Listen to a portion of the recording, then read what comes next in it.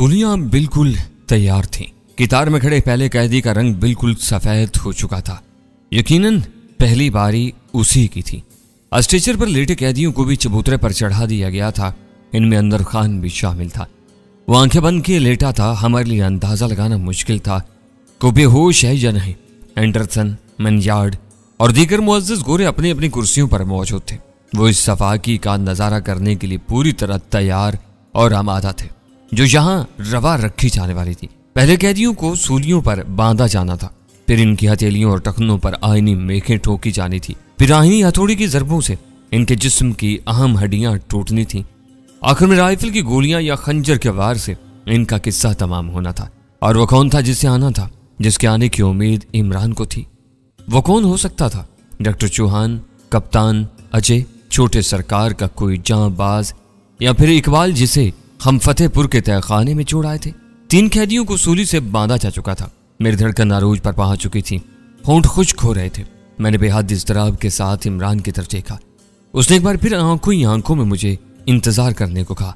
2-3 minute मजीद गुजरे और फिर वही हुआ। आने वाला आ गया।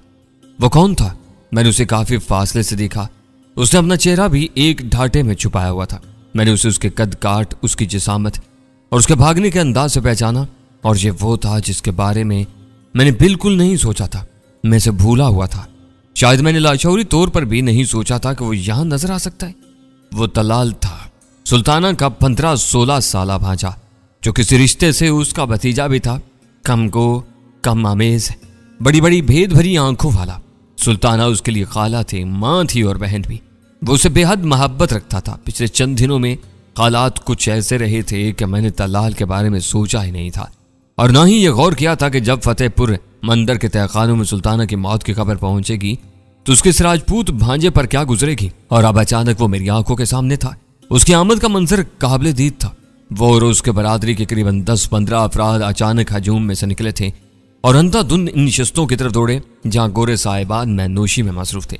तलाल सबसे आगे था। मुझे उसके हाथों में छोटी नाल वाली राइफल नजर आई।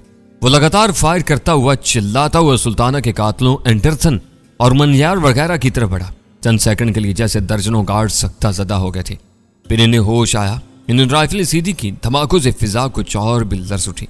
तलाल के 4 साथी रास्ते ही में गिर गए, लेकिन बाकी खारदार बाढ़ तक पहुंचने में कामयाब हो गए। तलाल के पीछे आने वाले शख्स के हाथ में करीबन 1.5 फुट चौड़ा और 10-12 फुट लंबा तख्ता था। उसने ये तख्ता खारदार तार के गोल छल्लों के ऊपर फेंका। पलक झपकते में तलाल अपने 3-4 साथियों समेत इस तख्ते पर चढ़ा और खारदार रुकावट पार कर गया। मैंने उसकी गोली से सेकंड ऑफिसर मैनयार्ड को जख्मी होते और मेज पर ऊंधे मुंह गिरते देखा। सूलियों के करीब खड़े दर्जनों गार्ड्स अपने VIPs को बचाने के लिए चबूतरे से उतरे और खारदार तारों की तरफ बढ़े। यही वक्त था जब इमरान ने मुझे कहा तोड़ दो, और मैंने पुष्प पर बंधे हाथों की बंदिश तोड़ दी। रस्सी के कई बल तड़ाके से टूटे और वो मेरे हाथों से अलहदा हो गई। मैं पूरी रफ्तार से दराज का सर्जन स्टील की तरफ दौड़ा। उसका रुख भी खारदार बाढ़ और उसके अंदर मौजूद मुअज्जिजीन की तरफ था। एक गार्ड ने मुझ पर फायर किया। गोली मेरे कंधे को बोसा देती हुई निकल गई। मैं अपने पूरे जोर से स्टील पर जा पड़ा। सुल्ताना की मौत के बाद जो आग मेरे अंदर जमा हो चुकी थी उसे एक दम रास्ता मिल गया था। वो शोला जवाला बन गई। आसमानी बिजली का रूप धार गया स्टील, और मैं लुढ़कते हुए 3 फुट ऊंचे चबूतरे से नीचे गिरे। तब तक स्टील का चमकीला पिस्टल मेरे कब्जे में आ चुका था। मैंने पिस्टल उसकी जिराफे जैसी लंबी लेकिन मजबूत गर्दन से लगा दिया और उसे घसीटता हुआ दीवार के बिल्कुल पास ले गया। कई गार्ड्स ने राइफलें मेरी तरफ सीधी की। खबरदार, गोली मार दूंगा, उड़ा दूंगा इसे, मैंने चिल्लाकर कहा। गार्ड्स एक लम्हे के लिए ठिठके, लेकिन इसी दौरान में बाएं तरफ से एक गार्ड ने गोली चला दी। ये गोली मेरे सर के बालों को छू कर गुजरी। मैंने भी अपनी धमकी सच कर दी थी। मैंने तपते फड़कते जोर लगाते स्टील की गर्दन में गोली ठोंक दी। मेरा दूसरा फायर उसके निचले जबड़े को चीर कर यकीनन उसके सर में घुसा होगा। वो एकदम ढीला पड़ गया। मैं उसके जिस्म को ढाल की तरह इस्तेमाल करके पीछे हटा और फिर जस्त लगाकर एक फौजी जीप के अक्कम में गिरा। ये जगह जवाबी फायरिंग के लिए बेहतरीन थी। हर तरफ कोराम समझ गया था। सलीके से रखी हुई मेजें उलट चुकी थीं। गोरे बदावासी में चारों तरफ भाग रहे थे। मैंने तलाल की एक झलक देखी। मेरे सामने उसे जमीन पर गिरे एक फरबान दाम अंग्रेज की तोंद में तलवार खोंपी और दस्ते तक उतार दी। फिर वो नीचे झुककर भागता हुआ एक तरफ ओझल हो गया। यही वक्त था जब सूरत हाल ने एक बिल्कुल खैर मुतवक्का करवट ली। कुछ देर पहले तक यह करवट किसी के गुमान में भी नहीं थी। 1,5-2 हजार का वो मजमा जिसे अंग्रेजों और मुसल्ला गार्ड्स ने अपनी दहशत से हिप्नोटाइज कर दिया था, इस ट्रांस में से अचानक ही निकल आया था। इमरान कहता था, जादू ऐसे ही टूटा करते हैं, जंजीरें ऐसे ही किसी अचानक वाक़े की हिद्दत से पिघल जाती हैं और रुके हुए पानी ऐसे ही किसी हलचल के सबब बुलंद दोबाला डैमों को बहा कर ले जाते हैं। यहां भी यही कुछ हुआ। अंग्रेजों और उनके गार्ड्स को तितर बितर देखकर एकदम मजमा हरकत में आ गया। कुछ देर पहले तक ये लोग बिल्कुल गैर मुसल्ला नजर आते थे, अब इनमें से कई एक के हाथों में लाठियां, तलवारें और ऐसी ही दीगर अशिया नजर आई। वो नाराजनी करते हुए किसी सैलाब की तरह आगे बढ़े। गार्ड्स ने राइफलों के मुंह खोल दिए, धमाके हुए, शोले लपके, लेकिन हजूम रुकने के लिए नहीं बढ़ा था। वो मंजर गवाही दे रहा था कि यहां शायद तोपें भी नस्ब होती तो इन दीवाने लोगों को रोक न सकती। ताबड़तोड़ फायरिंग से जख्मी होकर बहुत से लोग गिरे, लेकिन वो रुके नहीं। यह बड़ा क्लासिकल मंजर था।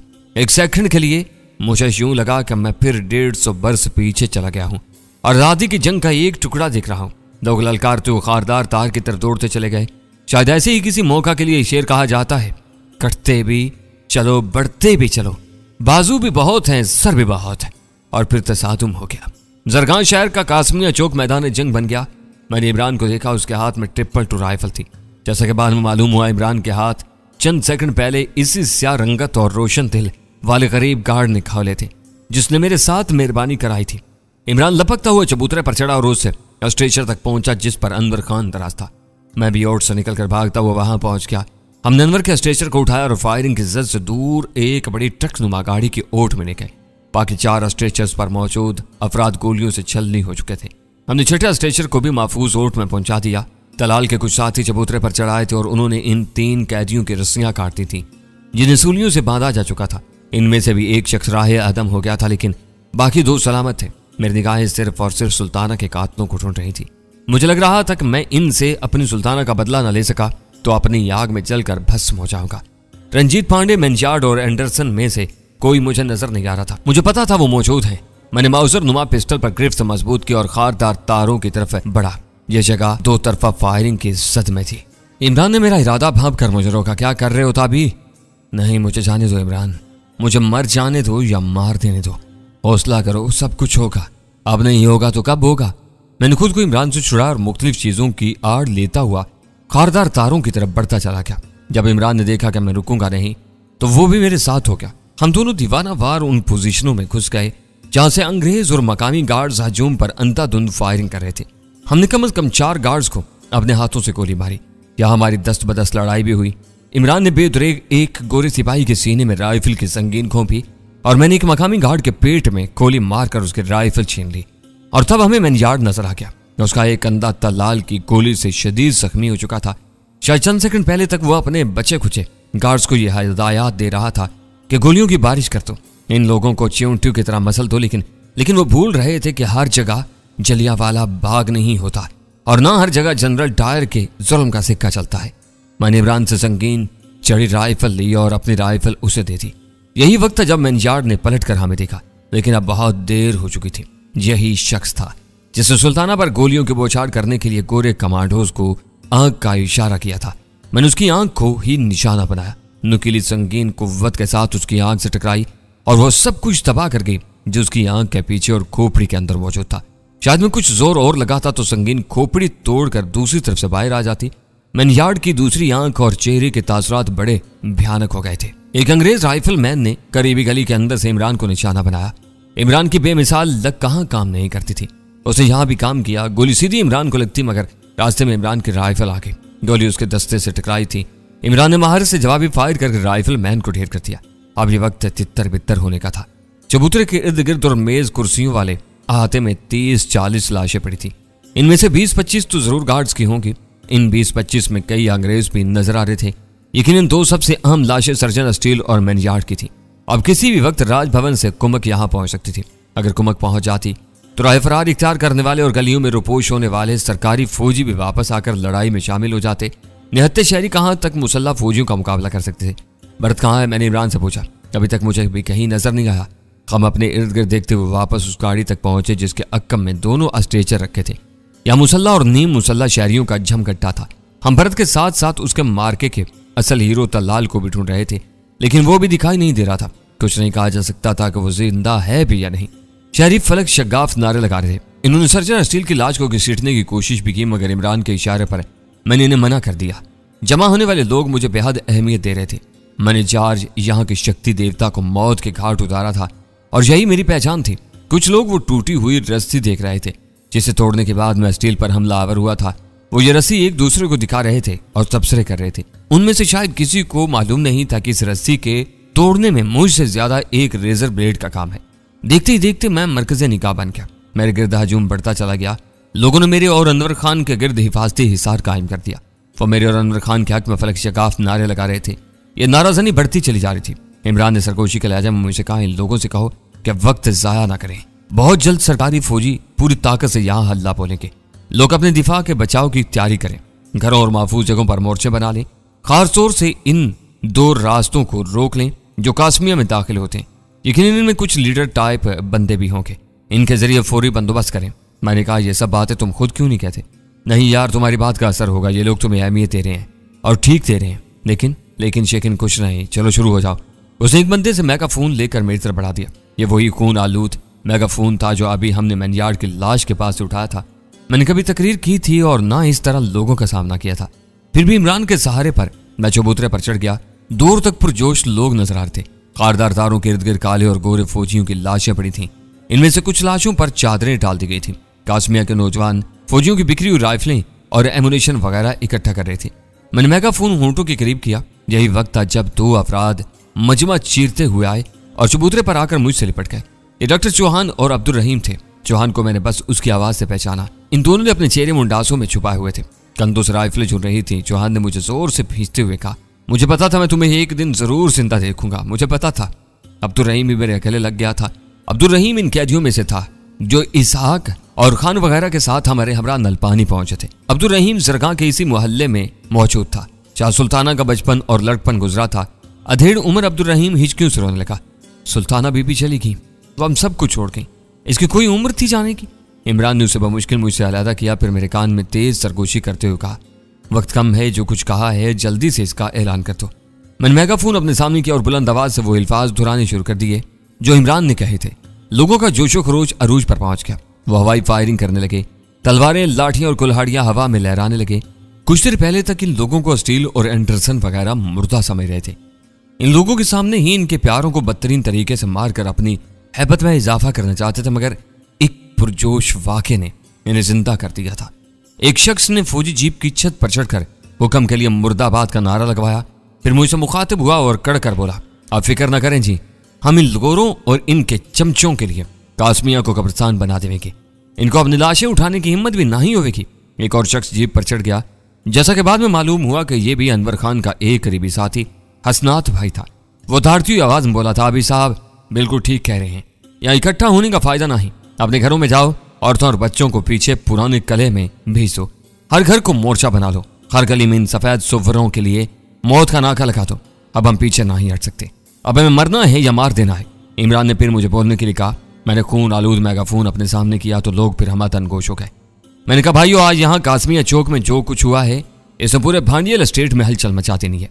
मैं गायब का इल्म नहीं जानता और न अनवर खान जानता, लेकिन मैं आप सबको विश्वास दिलाता हूँ कि अब नल पानी ने खामोश नहीं रहना। अब वहां से सैलाब जरूर आएगा और यह सैलाब हमारे साथ मिलकर इन गोरे काले हुक्मरानों को बहा कर ले जाएगा।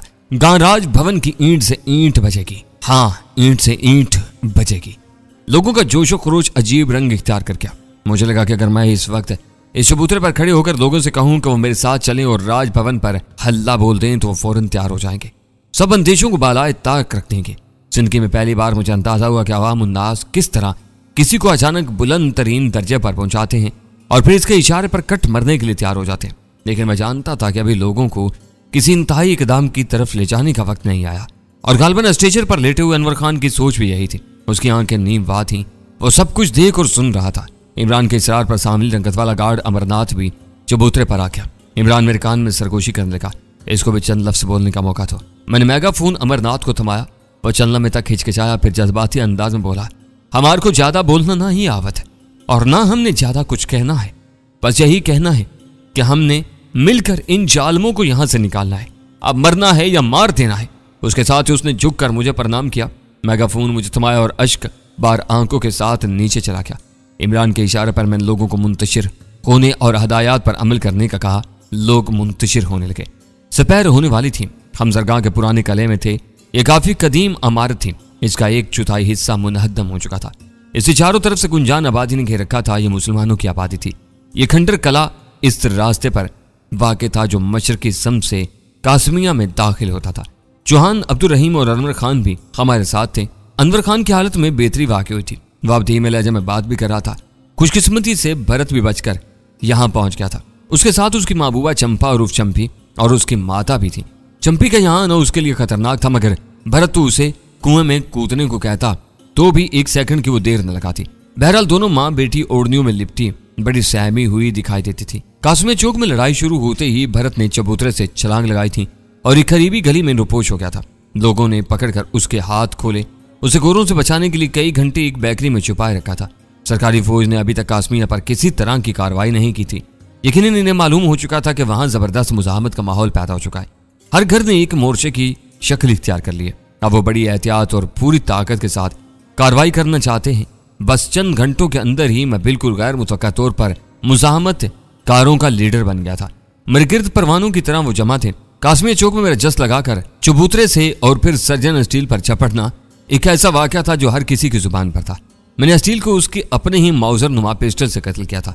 यह पिस्टल अभी तक मेरे पास था। लोगों के लिए यह स्पेशल पिस्टल भी ज़ियारत की चीज बना हुआ था। जहाज की इबरतनाक शिकस्त के बाद जो हवा मेरे सिलसिले में बंधी थी, अब वो और जोर पकड़ गई थी। मेरा अपने हाथों की बंदिश को तोड़ना भी लोगों के लिए जबरदस्त हैरत और तहरीक का बायस था। जबकि मेरे ख्याल में इस सूरत हाल का असल हीरो इमरान था, या फिर गार्ड्स अमरनाथ का वो साथी जिसने मेरी बंदिश को बड़ी सफाई से काबिल शिकस्त बनाया था। मेरे बाद अगर लोग किसी को थोड़ा बहुत क्रेडिट दे रहे थे तो राजपूत नौजवानों का वो जत्था था जिसने अचानक हजूम में से निकलकर हंगामे का आगाज किया था। इस जत्थे के करीबन 4 नौजवान जाँ बहक और 2 सख्त जख्मी हुए थे। इनको डॉक्टर चौहान वगैरह कले के अंदर ही तिब्बी इमदाद दे रहे थे। जत्थे के बाकी नौजवानों का कुछ पता नहीं था। हाँ, इतनी तसल्ली जरूर हुई थी कि तलाल मरने वालों में शामिल नहीं था। सर्जन स्टील और मैनयार्ड की मौत ने मेरे अंदर भड़कती आग पर पानी के कुछ छींटे तो डाले थे, मगर इसकी हिद्दत में खास कमी वाक़ई नहीं हुई थी। मैं अपने हाथों और बाजुओं में अभी तक सर्जन स्टील के खूंचका जिस्म का लम्स महसूस कर रहा था। ये शख्स था जिसने अपनी साइंसी महारत से भांडियल स्टेट के सादा लू अवाम को बेवकूफ बनाने का ठेका ले रखा था। वो इस सिलसिले में हुक्म को कठपुतली की तरह इस्तेमाल करता था और लोग हुक्म को बहुत बड़ा अवतार समझने लगे थे। इमरान ने अपने बालों में उंगलियां चलाते हुए कहा, जिगर आज तुमने सर्जन साहब को ठंडा करके अपना बहुत पुराना बदला चुका दिया। कौन सा बदला? इलेक्ट्रॉनिक चिप वाला बदला। दरअसल ये चिप ही तो थी जिसने तुम्हें बरसों स्टेट का कैदी बना रखा है। लेकिन हुक्म और एंडरसन अभी जिंदा है इमरान। ये जो एक्शन से भरपूर फिल्म शुरू हुई है, इसमें अभी बहुत कुछ होना बाकी है। मैं तुम्हें गारंटी देता हूँ कि बहुत से लोग मरेंगे, लेकिन क्या? लेकिन ये गारंटी नहीं देता कि इन फौज शुदगान में हम शामिल नहीं होंगे। मैंने कहा कम अज कम मैं तो शामिल हो ही जाऊं तो अच्छा है। मेरी आंखों में फिर सुल्ताना का गम जाग उठा। आंखों के किनारे जलने लगे। इमरान कुछ देर मुझे देखता रहा, फिर उसने मुझे गले से लगा लिया। मैं कितनी देर तक अपनी ठोड़ी उसके कंधे पर टिकाए आंखें भिगोता रहा। अचानक एक आवाज ने हमें चौंका दिया। देखो थाबिश, कोई आ रहा है। ये चौहान की आवाज थी। मैंने सर उठाकर देखा और हैरान रह गया। मेरे सामने खोसट बुढ़िया की पोती, बहू और पोता सतीश खड़े थे। माला के हाथों में एक नौमौलूद बच्चा था। वो बहुत कमजोर और खस्ता हाल नजर आ रही थी। माला और सतीश को हमने आखिरी बार फतेहपुर के मंदिर में देखा था, जहां एक खौफनाक हंगामा हुआ था।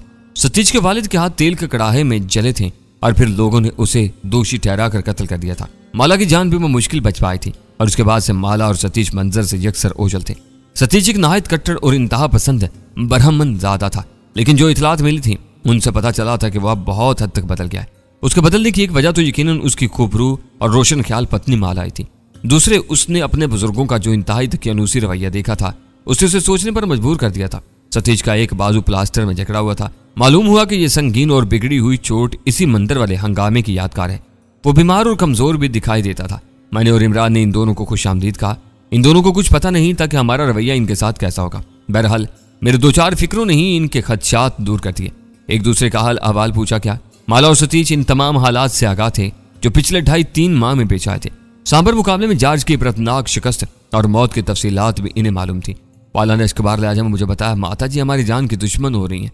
ताबिश भैया, आपको पता ही होगा, यहाँ जरगाह में उनके बहुत से अकीदतमंद पैदा हो गए। वो इनके इशारे पर हर काम करने को तैयार हो जावत हैं। माता जी ने चंद खतरनाक लोगों को हमारे पीछे लगा रखा है। इन लोगों को हुक्म है कि मैं जहां भी मिलूं मेरी हत्या कर दी जावे, मेरे बच्चे और सतीश को पकड़कर उनके पास लाया जावे। हम 2 महीनों से छुपते फिर रहे हैं। इमरान ने उसे तसल्ली देते हुए कहा, बहुत जल्द आप दोनों को कहीं छुपने की जरूरत नहीं रहेगी।